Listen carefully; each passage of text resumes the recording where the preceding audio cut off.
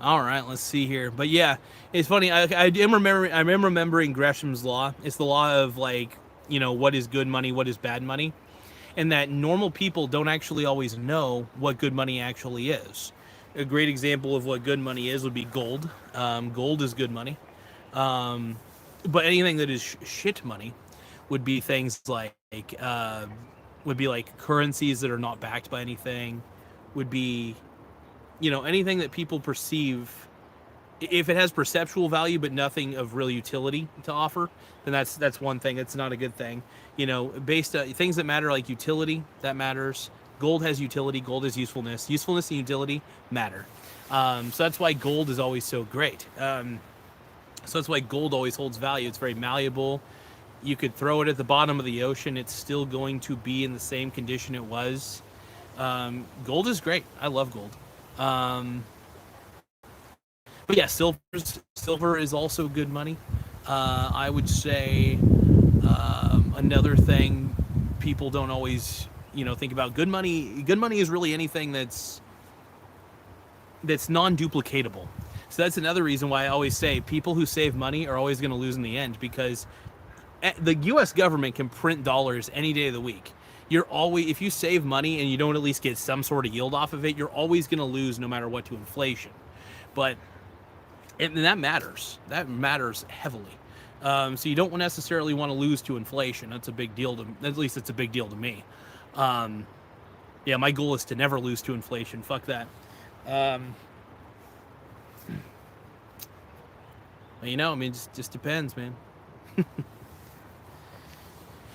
So yeah, Gresham's law is it's a good law, man. It's actually a law because I remember Robert Kiyosaki had talked about Gresham's law at one point. And but here's the thing about Robert: he thinks that Bitcoin is real money, which honestly, Bitcoin has an artificial scarcity, and Bitcoin sucks. So it's phony baloney dildo money at the end of the day. But what really matters is like what is real money, and you know, real money.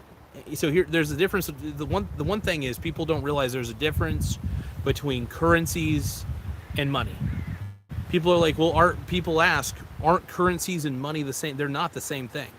See, real money is things like gold and silver. Fake money's like the dollar, the yen, all that shit. They're not backed by anything of real value.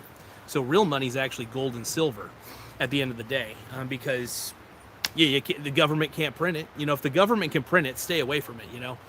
So anything the government can print, I don't want anything to do with it. So I pretty much take most of the dollars that I have and I just invest and call it a day. I think it's really the key. But yeah, invest all day. Martin says Bitcoin is not worth a dildo. That is absolutely fucking true. It is phony baloney dildo money, and I agree with that. You cannot, like, people have tried to convince me on Bitcoin. Look, Bitcoin, I own it. I got into it early. I never sold it, so technically, if it does go to $1 million, I'm the one who benefits, even though I don't believe in it for a lick.